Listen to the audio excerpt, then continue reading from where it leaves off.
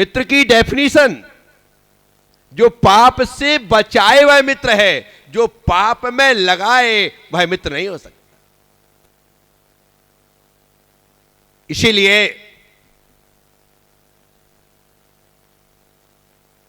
अच्छी संगति करने वाला, अच्छे दोस्तों के साथ रहने वाला बुराइयों से ग्रसित नहीं होता है। लेकिन जो दोस्त बुराइयों से युक्त कर दें, जो दोस्त हमारे दोष का कारण बन जाएं, वे दोस्त नहीं होते। तो मित्र वही है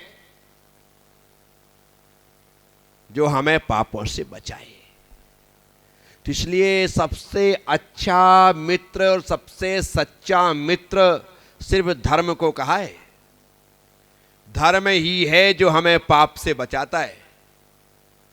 या फिर गुरुओं को कहा है, जो गुरुजन हैं वो हमें पाप से बचाते। वे ही कहते हैं कि कहां पापों के दलदल में फंसे पड़े हो, हिंसा, झूठ, चोरी, कुशील, परिग्रह, इन 5 पापों से बाहर निकलो। क्रोध, मान, माया, लोभ, इन 4 कसायों को मंद करो, खत्म करो, इनसे बाहर आओ। वे ही बोध देते हैं। अन्यथा घर गृहस्थी में सांसारिक जीवन जीते हुए हम तो लगातार पाप पंख में उलझे रहते हैं। गुरुजन ही हमें, धर्म ही हमें पाप से बचाता है। इसलिए जिन्हें आप मित्र समझ रहे हैं ना, वो मित्र नहीं है। जो हमारे चरित्र का हनन करे वो मित्र नहीं होता। जो हमारे चरित्र का विकास करे वो इस जीव का सच्चा मित्र है। पाप मरातिर धर्मो बंधुर जीवस चेत निश्चिन्वन समयमिर जाने ते से यान ज्ञाता ध्रुवम भवती।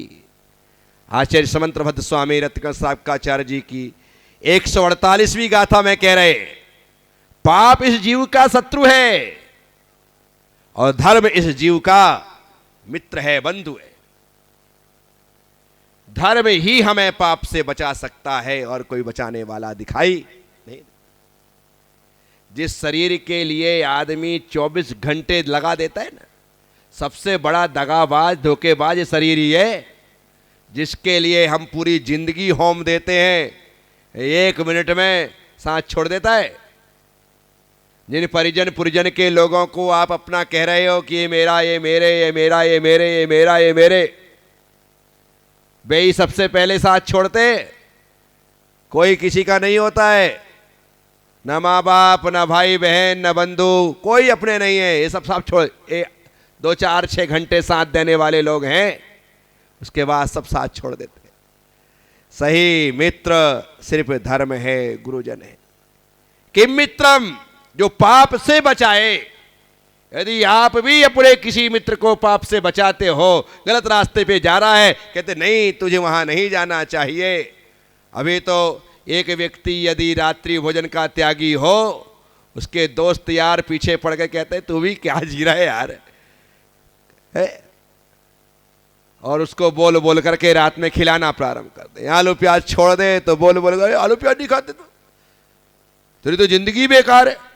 वाह भाई, जिंदगी आलू प्याज ही है क्या? है तो रोज मंदिर जाता है, रोज अभिषेक करता है, गजब का। अभी तेरी कोई उम्र है अभिषेक करने की? तो कब करेंगे? जब हाथ पांव नहीं चलेंगे तब। ऐसे लोग मिलते हैं तो समझ जाना वो तुम्हारे मित्र नहीं है, वो तुम्हारे शत्रु। अभी मैंने कई होते होते उन रिश्तों को नहीं होते हुए देखा। एक रिश्ता होने वाला है, उसको पता लगा कि लड़का जो है वो रोज सुबह उठ करके मंदिर जाता है, अभिषेक करता है। बोले कि रोज अभिषेक करने जाते हैं? नहीं नहीं, मैं तो भाई इससे शादी नहीं करूंगी, नहीं तो मुझे भी सुबह 6 बजे उठना पड़ेगा, मैं तो 8 के पहले उठ ही नहीं सकती। लो, शादी नहीं की। लड़का रोज अभिषेक करता है, इसलिए उससे शादी। क्या करोगे? लड़का रोज अभिषेक करता है इसलिए शादी नहीं करना। नहीं तो पहले के समय में खोजते थे कि ऐसा लड़का मिल जाए कि इतना धर्मात्मा हो, और अब तो लड़की कहती है घूमने फिरने जाते हो? नहीं, कहीं नहीं जाते भाई, मैं तो सिर्फ महाराज जी के पास ही जाता हूं। और मुझे शादी नहीं करना, ये तो सिर्फ महाराज जी के पास ही जाते हैं।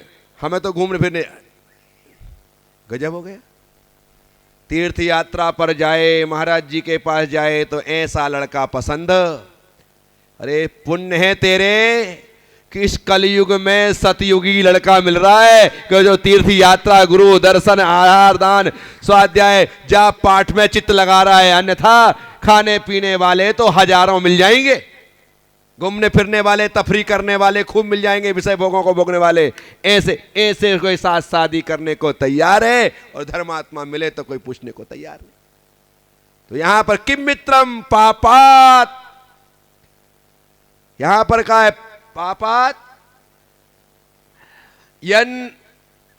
यत पापात निवर्त्यति, जो पापों से बचाता है, निवारण करता है, वही इस जीव का सच्चा मित्र है और उससे ही दोस्ती करो।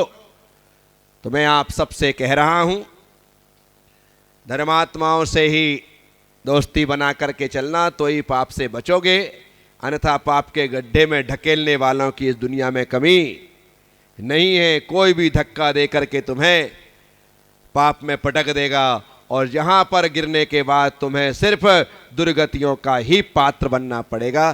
तो आप सब लोगों से छोटी सी बात की है। ओम नमः, सबसे क्षमा, सबको क्षमा। जय गुरुदेव, जय महावीर।